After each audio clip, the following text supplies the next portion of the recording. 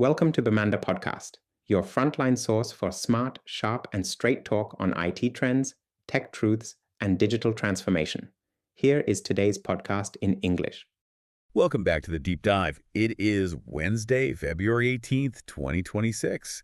And if you're tuning in today, you're likely staring down the barrel of the job market.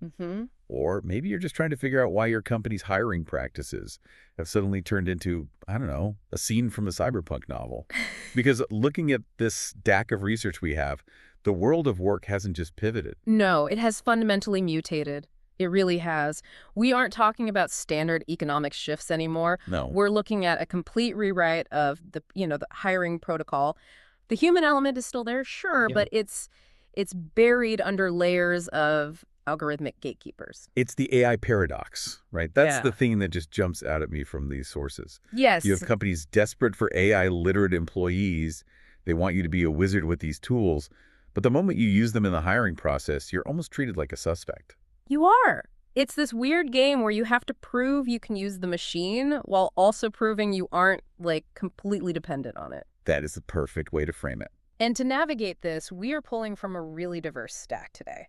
We've got the 2026 optimization guides from Avua and Resume Adapter, which are, they're basically the Bibles for beating modern applicant tracking systems. And we also have some heavy technical theory. We're looking at this concept of vibe coding from industry legends Gene Kim and Steve Yeck. Yeah. And if you think coding is still just about typing syntax, that segment is going to blow your mind. And we can't forget the drama. We have this fiery debate from Stack Exchange about a candidate who got caught cheating with AI during a live interview. Oh, I can't wait to get to that one. Plus, the latest recruitment tech reports from HR.com and Eightfold AI. So our mission is to decode this new ecosystem. How do you get hired by the machine without losing the actual human skills that make you employable in the first place? And I think we have to start with the first gatekeeper. The resume, the document that decides if a human ever even learns your name. Exactly. Now, I want to jump straight into the tech here because I think a lot of people are still operating on advice from 2023. Oh, yeah. I was reading the Avva report, and it explicitly calls out the death of keyword stuffing. You know, the old trick where you'd hide the job description in white text at the bottom of the boot? Oh, that is absolutely fatal now. If you do that in 2026, you aren't just rejected, you're often blacklisted. The systems have moved from simple keyword matching to what they call semantic analysis. This is what fascinated me. The shift to vector space. The AI isn't looking for the string of characters projectmanager. Oh. It's reading the context of the entire document to map your capabilities. It knows that let a sprint and managed a timeline are semantically related. Right. It's reading for meaning, not just matches, which means the generalist resume is dead. You can't just list a bunch of skills and hope something sticks. No. Resume Adapter calls this the shift to the evidence-based resume. The algorithm treats your resume like a legal argument. If you make a claim, you have to provide the data. Which brings us to the XYZ formula. I see this floating around LinkedIn, but the sources today really broke down why it works mathematically for these scoring systems. Yeah, it's all about creating quantifiable data points for the parser. The formula is accomplished X as measured by Y by doing Z. Okay, let's try to apply this live because I think people get stuck on the how. Let's say I have a bullet point that just says, responsible for growing social media presence. Right. In the old days, that was fine. In 2026, that gets a score of, near zero. It's a claim with no evidence. The AI sees responsible for as passive. It doesn't tell us what you actually did. Okay, so let's fix it using XYZ. Grew social media engagement by 40%. That's the X and Y. Close. Grew social media engagement is the accomplishment, the X. By 40% is the measurement, the Y. But you're missing the Z, the mechanism. How did you do it? Because if you don't say how, the AI might just assume you got lucky or, bought bots. Got it. So grew social media engagement by 40%. That's X and Y. By implementing a generative AI content calendar and optimizing post timing. That's Z. Perfect. Now you have a sentence that hits three specific semantic nodes: growth, analytics, and AI strategy. The algorithm scores that significantly higher. And I noticed you snuck in generative AI there. Well, yeah, that was the other big takeaway for me. Listing Microsoft Office is basically a waste of space now. Right. The new baseline isn't typing, it's AI-augmented workflows. Employers assume you can use Word, They want to know if you can leverage LLMs to work 10 times faster. So you don't just list Python. No. You list Python via Copilot or prompt engineering. You have to signal that you are part of the high-velocity workforce. And once you have that optimized text, you have to prove it. I love the concept of the deep link.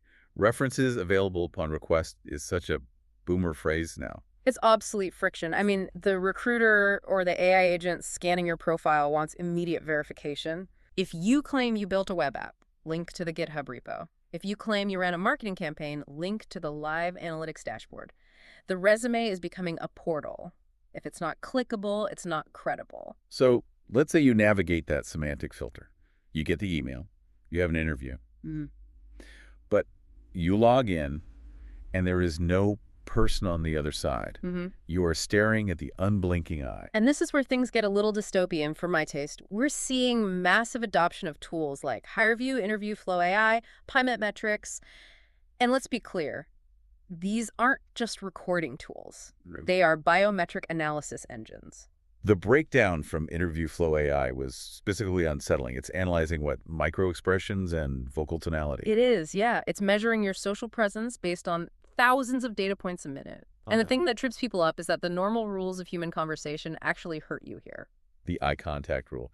This is the one that drives me crazy. When I talk to you on a video call, I look at your face on the screen. That's natural. And to the AI, that looks like you are looking down.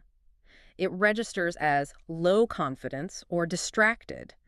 To get a high engagement score, you have to stare directly into the black hole of the camera lens. So you're performing eye contact for an algorithm that doesn't have eyes. Exactly. And then you have to worry about your lighting. Oh, lighting is huge. The report mentioned that dark rooms or heavy shadows can trigger uncertainty flags. The AI struggles to read your microexpressions, so it just defaults to a lower confidence score.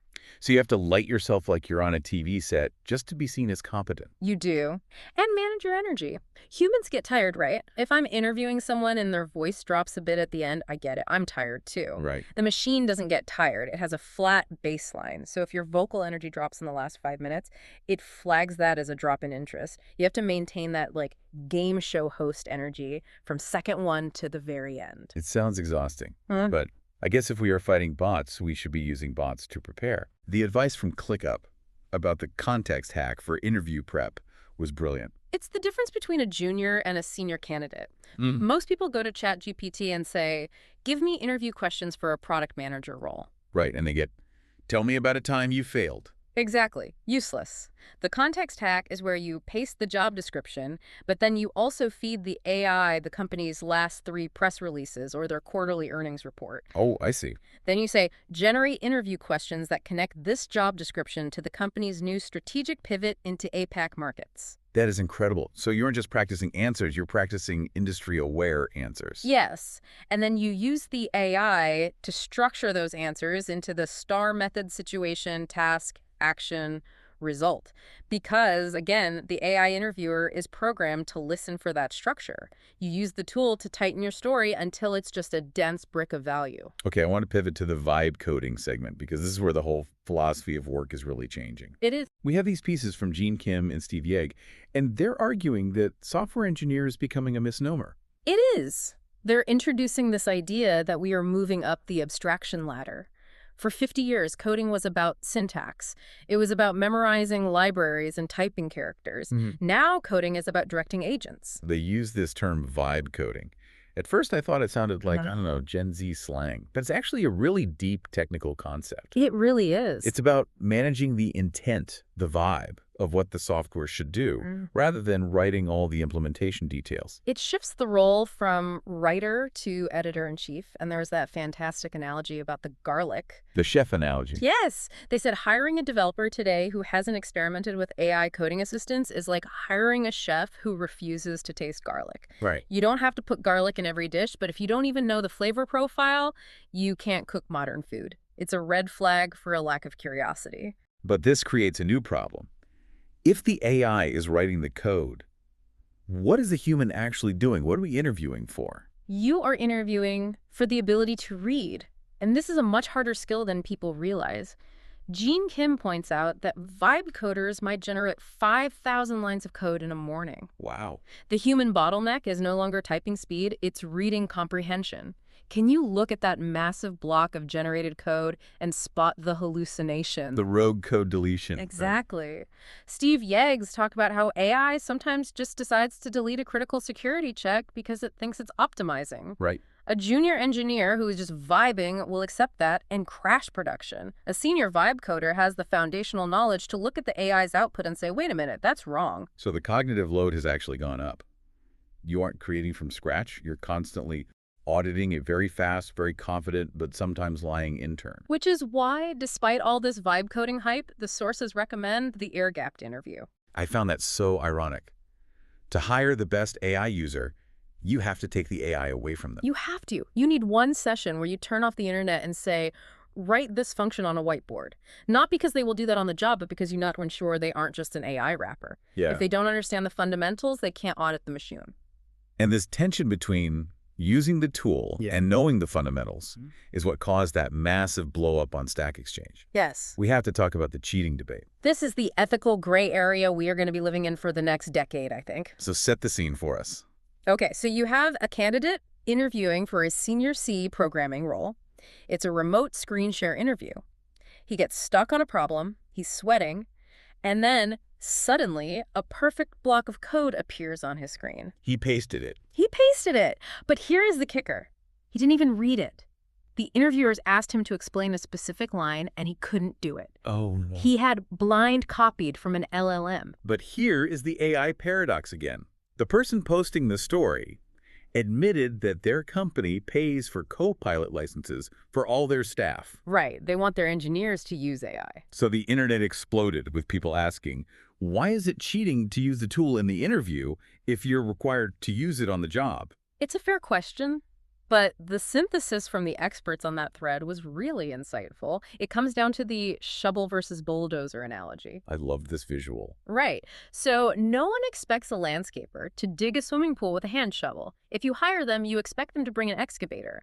But if you are testing someone to see if they understand soil composition and leverage, you hand them a shovel. And if they sneak in a stick of dynamite, they haven't proved they know how to dig. They've just proved they know how to blow things up. Exactly. And the dynamite is dangerous if you don't know what you're doing. The candidate didn't fail because he used AI. He failed because he deceived the interviewers. And more importantly, he lacked the competence to verify the work. So it wasn't a tech failure? No, it was a transparency failure, 100%. And that is the lesson here. The advice from FDM Group is to just ask. Be explicitly transparent. So you start the interview and say, hey, usually I'd use Copilot for a boilerplate task like this. Do you want me to use it to show my workflow, or should I code raw to show my fundamentals? That is a power move. It instantly changes the dynamic. You aren't a student trying to cheat a test. You are a professional consultant clarifying the requirements of the task. It shows maturity. I want to zoom out for the final segment here. We've talked about how to write the resume for the bot, how to look at the bot, how to code with the bot. But if the machine is doing the sorting, the screening, and the syntax, what is left for the human? What is the human edge in 2026? It's the meta skills. As the AI takes over the how, the execution, the scheduling, the basic coding, the human is hired purely for the why. The critical thinking. The critical thinking, the complex problem solving, empathy. But I'd argue the biggest one is taste. Yes. In a world where AI can generate infinite options, infinite copy, infinite code variations, infinite design mockups, the scarce resource is the human ability to look at 10 options and say, that one. That is the one that connects emotionally. That lines up with the FDM Group advice. Let AI refine your structure, not write your story. Exactly. If everyone uses Resume Adapter to perfect their bullets, and everyone uses ChatGPT to script their star stories, everything starts to sound the same. Yeah. It's the beige wall of competence. The candidate who stands out is the one who has a genuine spike of personality, or a weird side project, or a unique perspective that the LLM couldn't predict. Authenticity becomes the disruption. Precisely. We are using all this tech to filter people, but at the end of the funnel, we are desperate for something that feels real. So let's wrap this up with a survival guide for our listeners. If you're job hunting right now, what are the 3 things you need to do differently today versus, say, 3 years ago? Number 1, your resume is a data file, not a biography. Use the XYZ formula. If you don't have a number attached to your success, it didn't happen. And stop hiding keywords in white text. Please.